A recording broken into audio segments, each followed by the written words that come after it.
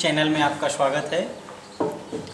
आज मैं फिर लेकर आया हूँ कक्षा 7 के विज्ञान में दूसरे अध्याय रेशों से वस्त्र तक, रेशों से वस्त्र तक में दूसरा भाग। पहला भाग में हम आप लोगों को पढ़ा दिए थे ऊन प्रदान करने वाले जंतु एवं ऊन से कैसे कैसे किन किन चरणों से होकर वस्त्र बनाए जा रहे थे, उसके बारे में चर्चा किया था। अब आगे हम लोग बात करेंगे रेशम।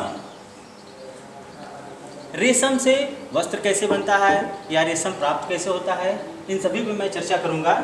तो सबसे पहले मैं आप लोगों को बता दूं कि रेशम कैसे मिलते हैं, कैसे प्राप्त होते हैं।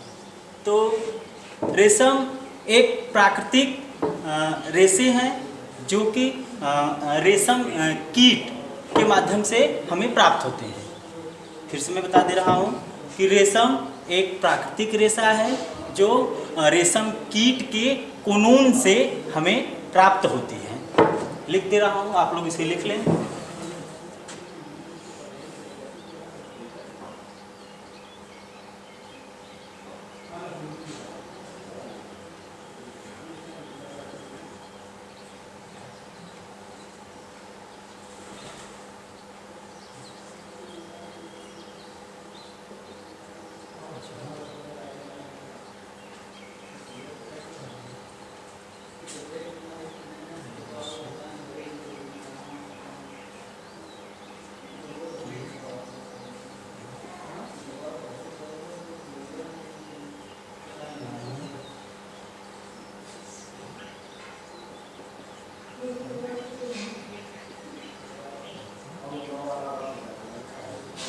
देखिए बच्चों, रेशम एक प्राकृतिक रेशम है जो रेशम कीट के कोकून से प्राप्त होते हैं।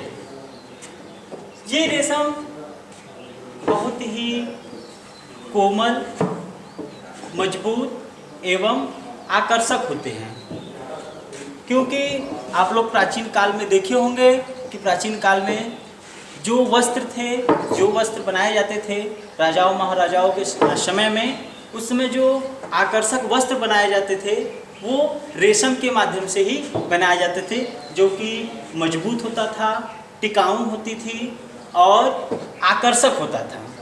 तो रेशम हल्का भी होता था। तो इन वस्त्रों को लोग धारण करना अपना सौभाग्य समझते थे, क्योंकि रेशम से बने वस्त्र बहुत ही हल्के और कोमल होते थे। आगे मैं आप लोगों को बताऊंगा कि रेशम कीट के जीवन चक्र, रेशम कीट का जीवन चक्र क्या है, कैसे रेशम कीट के माध्यम से हमें रेशा या रेशम प्राप्त होते हैं। तो रेशम कीट को मुख्यतः 4 भागों में बांटा गया है। मतलब रेशम कीट के जीवन चक्र को मुख्यतः 4 भागों में बांटा गया है, जिसे मैं लिख दे रहा हूँ, आप लोग लिखते रहे मेरे साथ।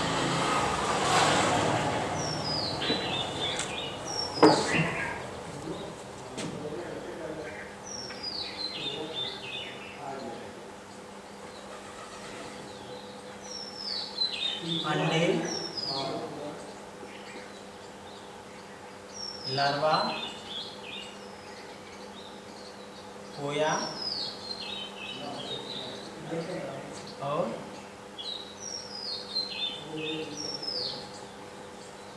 वयस्क कीट। इन चारों भागों में डिवाइड होकर रेशम कीट का जीवन चक्र चलता है। मैं इधर फिगर भी बनाया हूँ, इसके माध्यम से आप लोगों को समझा देता हूँ। देखिए, ये एक वयस्क रेशम कीट है जो शहतूत के वृक्ष के पत्तियों पर, शहतूत के पौधों के पत्तियों पर अंडे देते हैं। इनके अंडों की संख्या लगभग 300 से 400 तक होती है। यानी ये वयस्क कीट जो है शहतूत के पत्तों पर अंडे देते हैं और 300-400 अंडे देने के बाद इस अंडों से उनका जीवन चक्र फिर से प्रारंभ होता है। इस शैली में जो पत्ते पर वो अंडे देते हैं उसमें एक जिलेटिनी, यहाँ पे हम लिखे हैं, जिलेटिनी नामक एक ऐसा पदार्थ होता है जो इन अंडों को पत्तों पर से गिरने से बचाता है। ये एक चिपचिपा पदार्थ होता है जिसके कारण अंडे नीचे नहीं गिरते हैं और वही अंडे 10 से 12 दिन बाद लार्वा में परिवर्तित हो जाते हैं, जिसे इल्ली के नाम से जाना जाता है। अब यही अंडे एक इल्ली का रूप धारण कर लेता है जो 8 के आकार में होता है, 8 के आकार में, इस आकार में लगभग आ जाता है और लार्वा बन जाता है। इसके पास एक विशेष ग्रंथि होती है, इस ग्रंथि के माध्यम से वो लार्वा छोड़ता है। वो लार्वा इस इल्ली के चारों तरफ गोल गोल घूमकर एक गोला आकार बन जाता है। जैसे ये कोई, मान लीजिए ये इल्ली है और इसके आगे का सिरा से कहीं से लार्वा निकल रहा है, तो गोल गोल गोल गोल घूमकर चारों बगल लपेट लेता है और लपेटने के बाद वो कोया का रूप धारण कर लेता है, जिसे प्यूपीकरण कहते हैं। एक बार फिर से सुन लीजिए कि ये जो लार्वा इसमें से निकलता है वो इस कोया के चारों तरफ घूम घूमकर एक गोला आकार बन जाता है, जिसको प्यूपीकरण कहते हैं। इसके बाद इस प्यूपीकरण के बाद जो अंडे थे वो एक जो है कि कोया के रूप में बदल गया और जो इसके अंदर जीव है वो अब धीरे धीरे वैक्स हो गया है। अब इसके बाद ये इन धागों को, जो कि अपने ऊपर लार्वा लपेटा था, जो 30 से 40 दिन बाद धीरे धीरे सूख कर उस लार्वा को सूखने के बाद हवा के संपर्क में आने से ये धीरे धीरे सूख जाता है और ये जब इसमें वैक्स हो जाता है तो इसे कुतर कर काट कर बाहर निकल जाता है। बाहर निकलने के बाद वो अपना नया जीवन प्रारंभ करता है। तो ये था इसके जीवन चक्र के बारे में। आगे हम आप लोगों को बताएंगे रेशम कीट पालन। रेशम कीट पालन, देखिए रेशम कीट पालन आज के समय में कृषि के क्षेत्र में माना जा रहा है, जो सेरीकल्चर के नाम से प्रदर्शित किया गया है।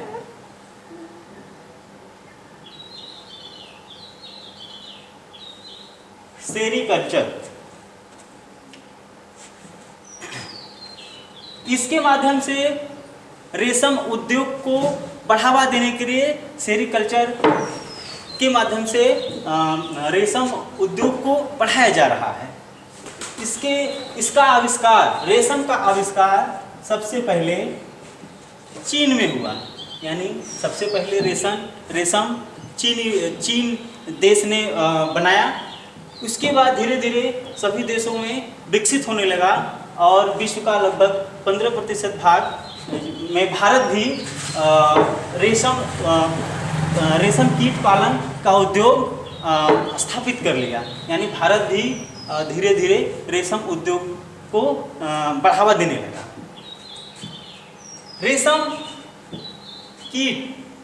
रेशम कीट का जो चयन है उसमें सबसे उत्तम बोम्बिक्स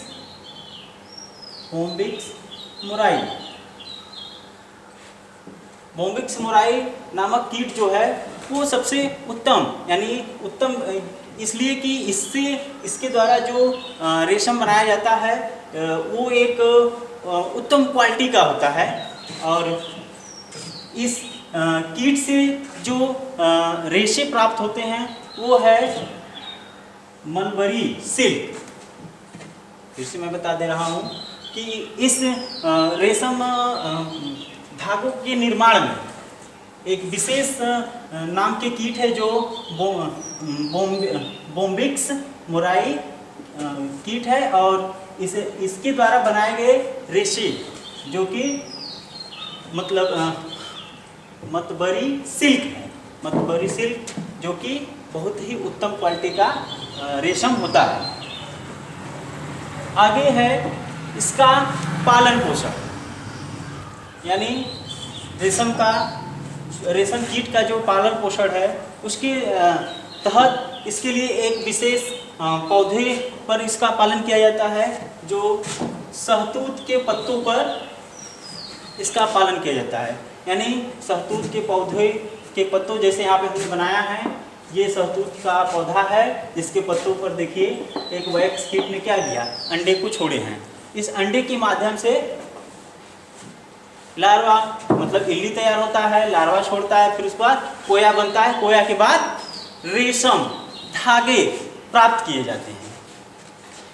देखिए इधर हम लिखे भी हैं कि कोए से धागा रीलिंग विधि द्वारा प्राप्त किया जाता है। बहुत इंपॉर्टेंट चीज है। देखिए इस कोए को लोग क्या करते हैं, इकट्ठा करते हैं और इसे वैक्स होने से पहले लगभग 30 से 40 दिन के अंदर जब ये वैक्स होने लगता है तो उसे लोग क्या करते हैं, अलग कर लेते हैं, निकाल लेते हैं और उसे लगभग 95 अंश सेंटीग्रेड से 97 अंश सेंटीग्रेड उबलते हुए जल में 10 से 15 मिनट के लिए छोड़ देते हैं। छोड़ने के बाद क्या होता है, इसमें जो कीट है, रेशम के कीट जो है वो मर जाता है, जिसके कारण वो काट कर कुतर कर बाहर निकल रहा था वो नहीं निकल पाएगा और इसमें से ये धागा जो है निकल जाएगा। और ये धागा देखिए यहाँ लिखे हैं, प्रत्येक कोए में से लगभग 1000 मीटर लंबा धागा निकल सकता है। देखिए एक बार फिर से मैं दोहरा दे रहा हूँ कि इस कोए में यदि वैक्स होने से पहले इस कोए को यदि उबलते हुए गर्म पानी में जो कि 95 से 97 अंश सेंटीग्रेड गर्म हो उसमें छोड़ दिया जाए तो उसके बाद 10-15 मिनट बाद निकालने के बाद यदि इसमें से सुखाकर धागा को निकाला जाए तो 1000 मीटर यानी लगभग 1 किलोमीटर दूर तक के धागे निकल सकते हैं। तो आपको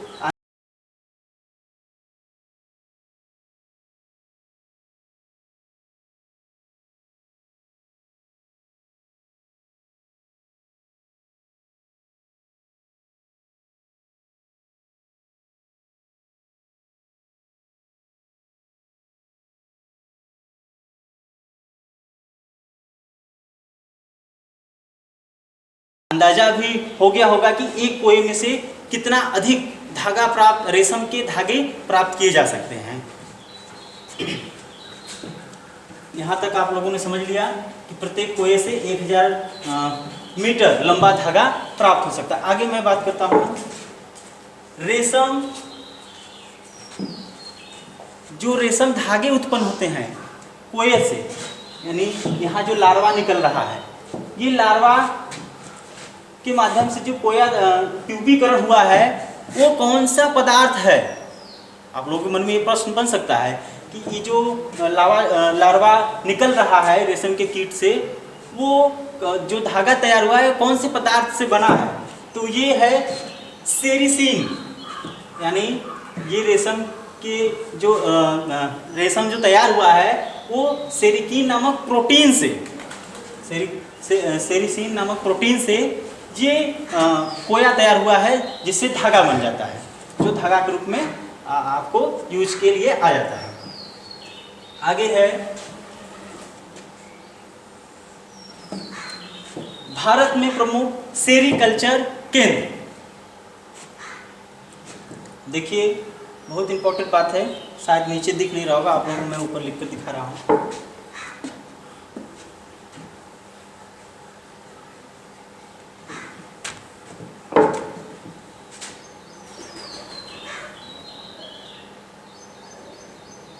भारत में प्रमुख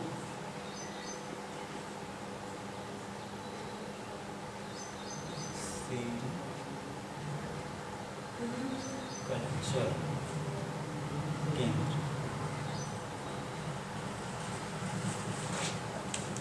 भारत में प्रमुख सेरीकल्चर केंद्र कर्नाटक के मैसूर में है। यहाँ लिख दे रहा हूँ।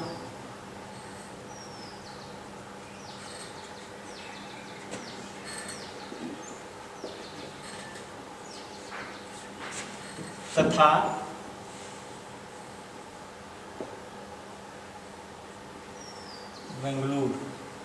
बेंगलुरु में भी इसका सेरीकल्चर का केंद्र है, जहाँ पर रेशम कीट पालन उद्योग अति महत्वपूर्ण गतिविधियों को देखते हुए चलाया जा रहा है। इसके अलावा और भी कुछ राज्य हैं जहाँ पर रेशम कीट पालन प्रक्रिया चल रही है, जैसे आंध्र प्रदेश,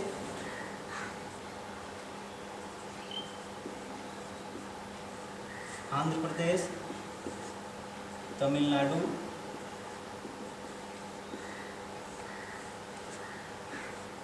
असम आदि राज्यों में भी रेशम कीट पालन उद्योग बहुत तेजी से चल रहा है, यानी बढ़ रहा है, जो कि कृषि के क्षेत्र में बढ़ावा दे रहा है। तो आपने आज जो है कि वस्त्रों से रेशों से वस्त्र तक भाग 2 में आप लोगों ने जाना रेशम क्या है या रेशम कैसे प्राप्त होता है, रेशम कीट के जीवन चक्र के बारे में जाने और रेशम कीट पालन के बारे में जाने। रेशम कीट पालन में मुख्यतः जो चरण थी उसके बारे में मैंने बताया। जो भी बालक बालिका या जो भी इस वीडियो को देख रहे हैं, जो बातें ना समझ में आई हो, आप कमेंट कर पूछ सकते हैं। कमेंट के माध्यम से आप अपने प्रश्नों को पूछ सकते हैं, जिसका जवाब आपको YouTube पर मिल जाएगा। और जो बालक अभी विद्यालय के व्हाट्सएप ग्रुप से नहीं जुड़े हैं, जिनका पठन पाठन क्रिया रुका हुआ है, वो YouTube चैनल पर जुड़कर अपना YouTube चैनल के माध्यम से जो है कि पठन पाठन क्रिया को प्रारंभ कर सकते हैं। धन्यवाद।